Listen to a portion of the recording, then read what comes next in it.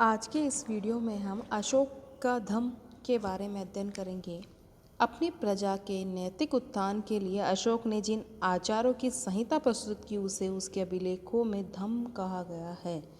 धम्म संस्कृत के धर्म का ही प्राकृत रूपांतर है, परंतु अशोक के लिए शब्द का विशेष महत्व है। वस्तुतः यदि देखा जाए तो यही धम्म तथा उसका प्रचार अशोक के विश्व इतिहास में प्रसिद्ध होने का सर्वप्रधान कारण है।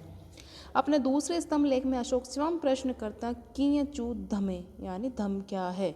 इसका उत्तर वह दूसरे एवं सातवें स्तंभ लेखों में स्वतः देता है।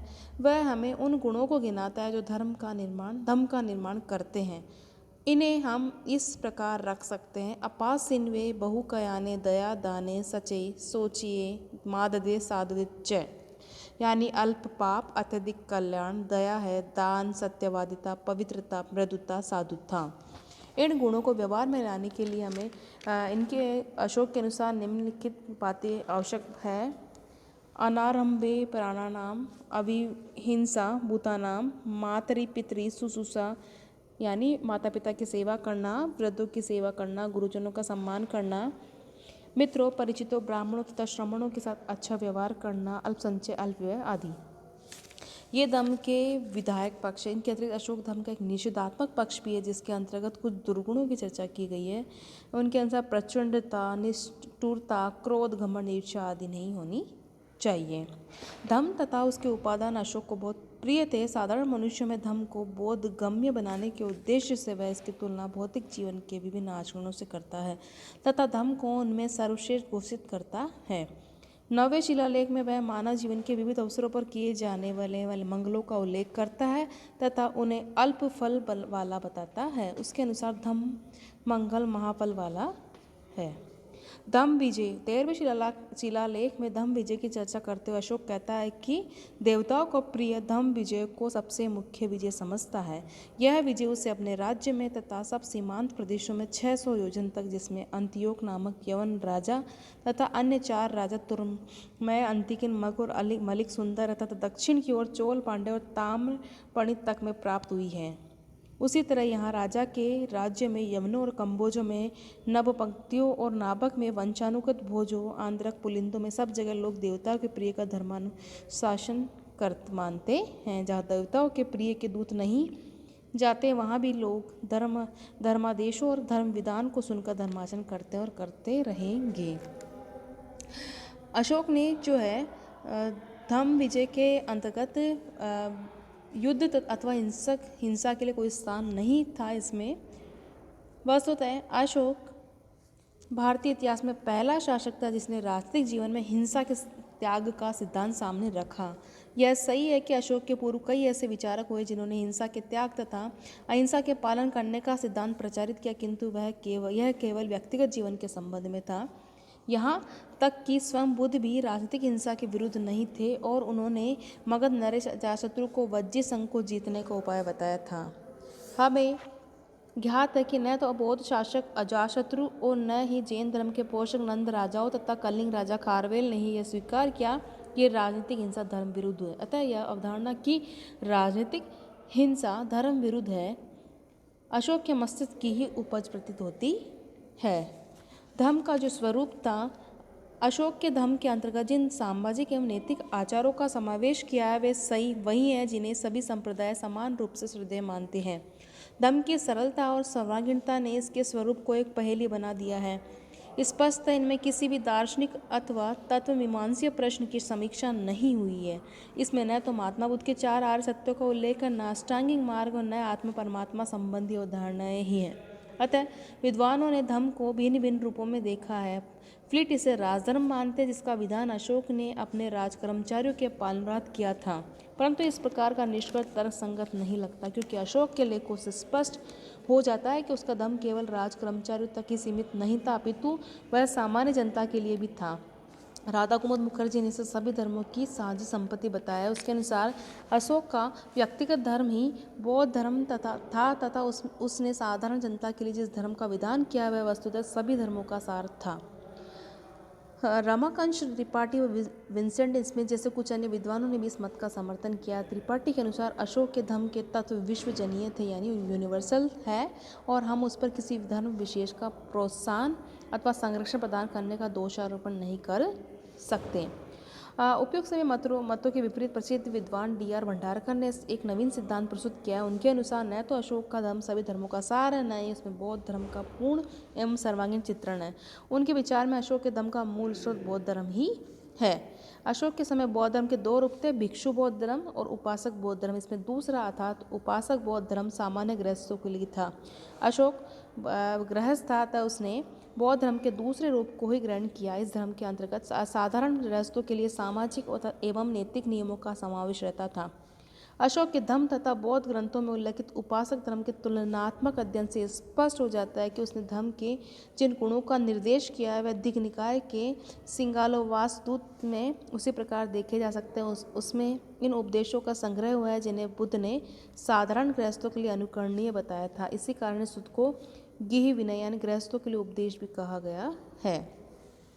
रोमिले तापर की धारणा है कि अशोक की धम्म नीति उसके द्वारा स्थापित किए सुविस्तृत साम्राज्य में एकता स्थापित करने के उद्देश्य से अपनाई गई थी। यह एकता न तो कठोर केंद्रीय नियंत्रण या भावनात्मक एकता के द्वारा स्थापित की जा सकती थी।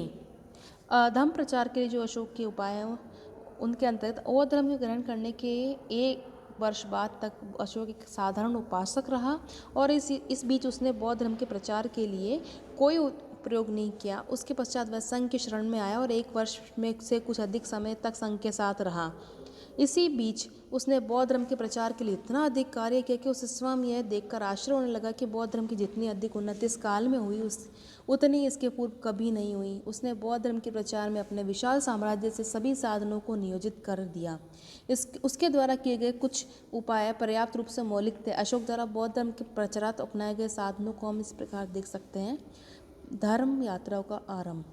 अशोक ने बौद्ध धर्म का प्रचार धर्म यात्राओं से प्रारंभ किया। वह अपने अभिषेक के 10वें वर्ष बोध गया की यात्रा पर गया।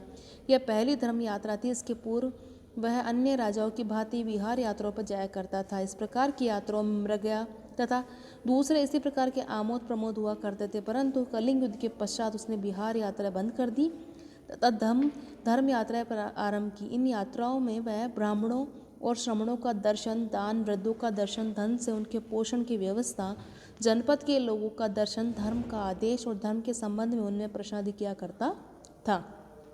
अपने अभिषेक के 14वें वर्ष में नेपाल के तराई में स्थित निगिलवा में जाकर उसने कनक मुनि बुद्ध के स्तूप के आकार को द्विगुणित करवाया। 20वें वर्ष वह बुद्ध के जन्म स्थल लुम्बिनी गांव गया, जहां शिलास्तंभ स्थापित करवाया तथा पूजा की। चूंकि वहां बुद्ध का जन्म हुआ था, अतः वहां का कर घटाकर 1/8 कर दिया। अशोक के इन कार्यों का जनता के ऊपर बड़ा प्रभाव पड़ा और वह बौद्ध धर्म की ओर आकृष्ट हुआ। इसके अलावा राजकीय पदाधिकारियों की नियुक्ति अशोक द्वारा की गई। क्योंकि अशोक का साम्राज्य बहुत विशाल था, अतः वह एक व्यक्ति के लिए संभव नहीं था कि वह सभी स्थानों में जाकर धर्म का प्रचार कर सके। इस उद्देश्य की पूर्ति के लिए अशोक ने अपने साम्राज्य के उच्च पदाधिकारी को भी धर्म प्रचार में लगा दिया। स्तंभ लेख 3 व 7 से ज्ञात होता है कि उसने व्युष्ट, रज्जुक, प्रादेशिक तथा युक्त नाम पदाधिकारी को जनता के बीच जाकर धर्म के प्रचार एवं उपदेश करने का आदेश दिया। ये अधिकारी प्रति 5वें वर्ष अपने अपने क्षेत्रों में दौरे पर जाया करते थे तथा सामान्य प्रशासकीय कार्यों के साथ जनता में धर्म का प्रचार किया करता थे। धर्म श्रावण तथा धर्म उपदेश की व्यवस्था। धर्म प्रचार के उद्देश्य अशोक ने अपने साम्राज्य में धर्म श्रावण तथा धर्मोपदेश की व्यवस्था करवाई। उसके साम्राज्य के विभिन्न पदाधिकारी जगह जगह घूमकर धर्म के विषय में लोगों को शिक्षा देते थे तथा राजा की ओर से जो धर्म संबंधी घोषणाएं की जाती थी उसमें जनता को अवगत कराते थे। धर्म महामात्र की नियुक्ति। अपने अभिषेक के 13वें वर्ष बौद्ध धर्म के प्रचार के लिए अशोक ने पदाधिकारियों को एक नवीन वर्ग बनाया जिसमें धर्म महामात्र कहा गया। 5वें शिलालेख में अशोक कहता है कि प्राचीन काल में धर्म महामात्र कभी नियुक्त नहीं हुए थे। मैंने अपने अभिषेक के 13वें वर्ष धर्म महामात्र नियुक्त किए हैं। उनका एक कार्य विभिन्न धार्मिक संप्रदायों के बीच के देश भाव को समाप्त कर धर्म की एकता पर बल देना था। उनका प्रमुख कर्तव्य धर्म की रक्षा, धर्म की वृद्धि करना बताया। धर्म महामात्र राज परिवार के सदस्यों से धर्म के लिए धनादि दान में प्राप्त करते थे तथा राजा द्वारा जो धन दान में दिया जाता था उसकी समुचित व्यवस्था करके उस धर्म प्रचार के कार्य में नियोजित करते थे। दिव्य रूपों का प्रदर्शन। अशोक पारलौकिक जीवन में आस्था रखता था। उसने धर्म को लोकप्रिय बनाने के उद्देश्य से जनता के बीच उन स्वर्गीय सुखों का प्रदर्शन करवाया जो मनुष्य को देवत्व प्राप्त करने पर स्वर्ग लोक में मिलते थे। उसने इसमें विमान, हस्ती, अग्नि, स्कंद आदि दिव्य लोकों का प्रदर्शन किया गया।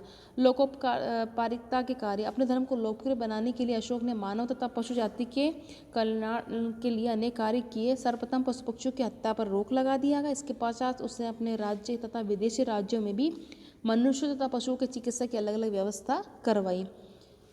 धर्म लिपियों को खुदवाना। धर्म के प्रचारार्थ अशोक ने विभिन्न शिलाओं स्तंभों के ऊपर अनेक सिद्धांतों को उत्कीर्ण करवा दिया। ये लेख उसके विशाल साम्राज्य के प्रत्येक कोने में फैले थे। इसके दो उद्देश्य थे। पाषाणों पर खुदे होने से लेख चिरस्थायी होंगे तथा उसके परवर्ती पुत्र पुत्रादि प्रजा के भौतिक एवं नैतिक लाभ के लिए उनका अनुसरण कर सकेंगे। इन लेखों से में धर्म के उपदेश एवं शिक्षाएं लिखी होती थी। अशोक ने बौद्ध धर्म के प्रचार विदेशों में भी प्रचारकों को भेजा। दूसरे तथा 13वें शिलालेख में वह उन देशों के नाम गिना था जहाँ उसने अपने दूत भेजे थे। उसने जो है अंत्योक जो 13वें शिलालेख में 5 यवन राजाओं के नाम मिलते जिनके राज्य में उनके धर्म प्रचारक भेजे गए थे। अंत्योक यानी सीरिया नरेश, सुरमय यानी मिस्री नरेश, अंतिकिनी यानी मैसिडोनियन राजा, मग यानी एपियरस, अलेक्जेंडर यानी सिरिन। उसने जो है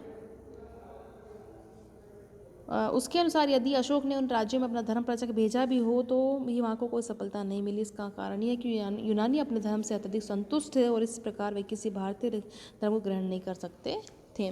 सील अनुश्रुतियों दीपवंश व महावंश के अनुसार अशोक के राज्यकाल में पाटलिपुत्र में बौद्ध धर्म की तृतीय बौद्ध संगीति हुई। इसकी अध्यक्षता मोगलीपुत्र नामक प्रसिद्ध बौद्ध भिक्षु ने की थी। इस संगीति की समाप्ति के पश्चात भिन्न भिन्न देशों में बौद्ध धर्म के प्रचारक भिक्षु भेजे गए जिनके नाम हमें महावंश में मिलते जो इस प्रकार है।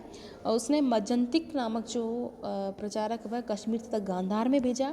महारक्षित को यमन देश में भेजा। मज्जिम को हिमालय देश में, धर्म रक्षित को अपरांतक में, महाधर्म रक्षित को महाराष्ट्र में, महादेव को महिषमंडल यानी मैसूर अथवा मांधाता में, रक्षित को बनवासी, सोन तथा उत्तर को सुवर्णगिरी, महेंद्र संघमित्रा जो उसके पुत्र और पुत्री थे उनको लंका में भेजा। लंका में बौद्ध धर्म प्रचारकों को विशेष सफलता मिली जहां अशोक के पुत्र महेंद्र ने वहां के शासक तिस को बौद्ध धर्म में दीक्षित कर दिया तथा तिस ने संभवतः इसे राजधर्म बना लिया तथा स्वयं अशोक के अनुकरण पर उसने देवनाम पी की उपाधि ग्रहण कर ली। इस प्रकार विविध उपायों द्वारा अशोक ने स्वदेश तथा विदेश में बौद्ध धर्म का प्रचार किया। इसका फल यह हुआ कि बौद्ध धर्म भारत की सीमाओं का अतिक्रमण कर एशिया के विभिन्न भागों में फैल गया और अब वह अंतर्राष्ट्रीय धर्म बन गया। वास्तव में बिना किसी राजनीतिक और आर्थिक स्वार्थ के धर्म के प्रचार का पहला उदाहरण था और इसका उदाहरण अभी तक इतिहास में उपलब्ध नहीं हुआ।